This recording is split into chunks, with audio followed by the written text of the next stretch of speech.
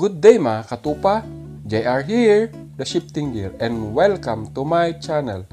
Ngayong araw po mga katupa ay may pupuntan po tayo at kasama po natin si Boss Madam. At dahil nalalapit na po ang Hearts Day, instead po na bulaklak ang aking ibibigay, ay bibigyan ko na lang po siya ng isang safety gear or safety apparel na alam po natin na makakatulong sa tuwing kami po ay nagra-ride.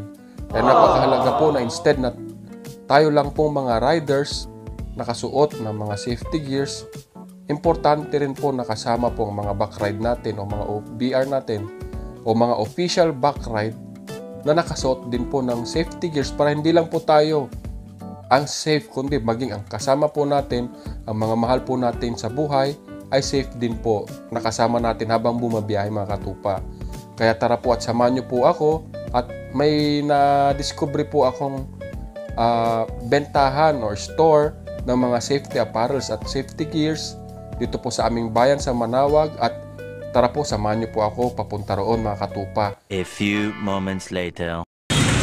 Narito na po ngayon tayo mga katupa sa Twin Riders dito po sa aming bayan sa Manawag po.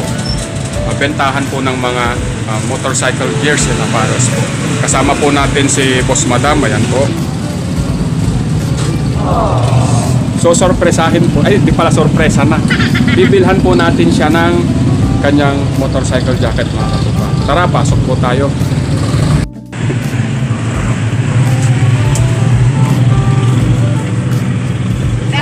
Good afternoon. Hi sir, good afternoon.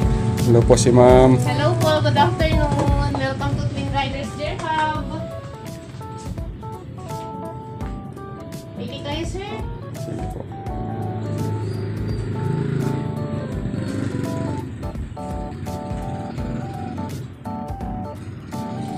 Yan po mga katupa, halos kompleto po sila ng mga riding gears, mga apparels po. Para rin po sa safety natin mga katupa. Napakarami rin po nilang mga helmets mga katupa. Ayan po.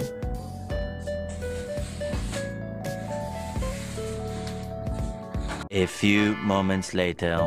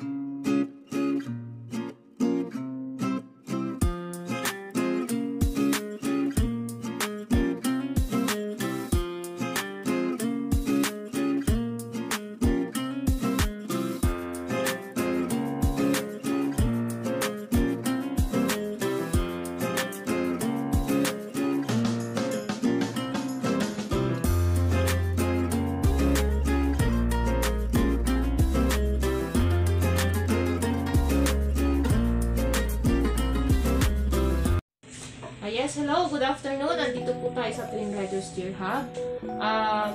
May mga tinda po tayong mga gear, iba't ibang branded helmet like Spider, Zeus, NHK, LS2, SEC.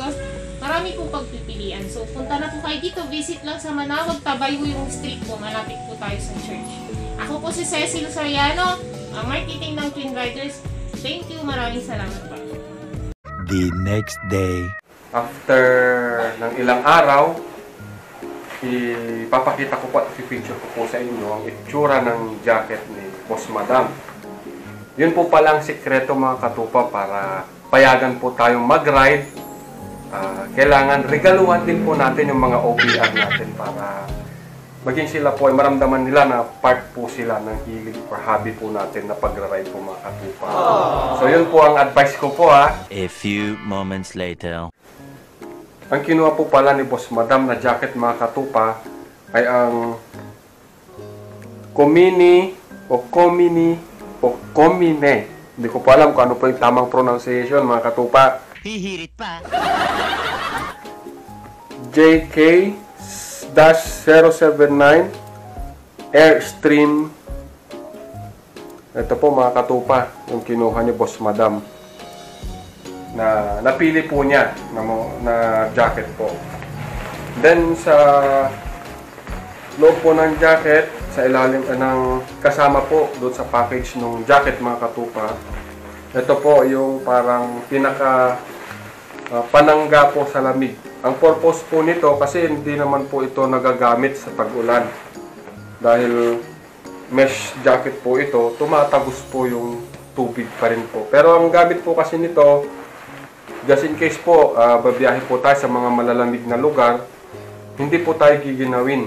Dahil open nga po ito, mesh po ito, tatagos po yung hangin sa katawan po natin. Kaya kahit po tanghaling tapat, naka-jacket po tayo ng ganito, at tumatakbo yung motorsiklo, hindi po mainit sa katawan dahil sumisingaw po yung init ng katawan po natin sa loob po mga katupa. Ito po, 3D Airstream. Yan po, Airstream ng Komine. Kulay black na may red na may gray po. Ang napansin ko po agad sa jacket na ito mga katupa, mayroon po siyang neck protector attachment base po. Ang Komine po kasi mayroon na ilalagay din po dito, na ilalagay ko po sa picture po sa taas. Nandyan po. Yun po yung nilalagay na additional accessories po dito sa jacket na to. Pwede pong lagyan ng neck brace for additional protection po mga katupa. And then ang padding po nito, bubuksan ko po mamaya. May padding po dito sa elbow hanggang dito po. And then meron po dito sa my shoulder. Meron din po dito sa chest mga katupa. At meron po sa back. So, well protected po tayo mga katupa pag suot po natin ang jacket na ito. Kagaya po nito mga katupa, papakita ko po sa inyo yung back protector po niya. Sa likod po yan.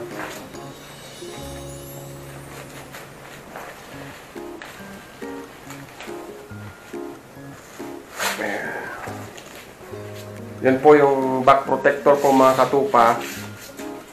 Kung mapapansin nyo, makapal po at magandang klase na rin po kahit bumagsak po just in case. Hindi naman po natin masabi na matumba po tayo. Hindi po basta-basta tatama po yung spinal cord natin kasi may support po tayo sa likod. Yan po, mamaya ko na po ibabalik. So, meron din po itong chest pad or chest protector po. Kagaya rin po nung gamit ko pong Komine rin po na jacket. Meron din pong chest protector. Kabilaan po dito.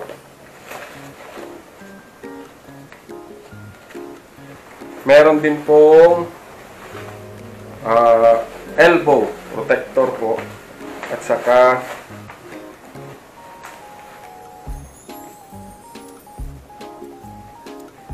may shoulder protector mga katupa. Ito po yung elbow, ay shoulder protector po mga katupa.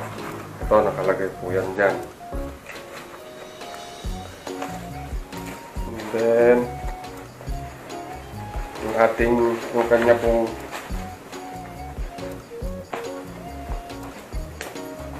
elbow protector nasa loob po. Yan po, hugutin ko po. Ito po yung elbow protector po niya mga katupa. So ayan po, naipakita ko na po yung nasa loob po ng jacket na ito. Masasabi ko lang po, napakaganda at napakatibay po ng jacket na ito. At salamat po palang muli sa Twin Riders sa aming bayan po, yung pinagbilhan po natin ito dahil napakabait po at napaka-accommodating po nila mga katupa. So Salamat pong muli mga katupa sa inyong panunood at walang sawang pagsubaybay po sa ating channel. At sa mga hindi pa po nakapag-subscribe, please subscribe, like, and share The Shifting Gear po sa YouTube channel at sa ating Facebook page po. Maraming salamat po at sa mga patuloy na sumusubaybay, maraming salamat po sa inyo. Lagi po ninyong tatandaan mga katupa, ride safe at pray first before you ride mga katupa. God bless po, paalam!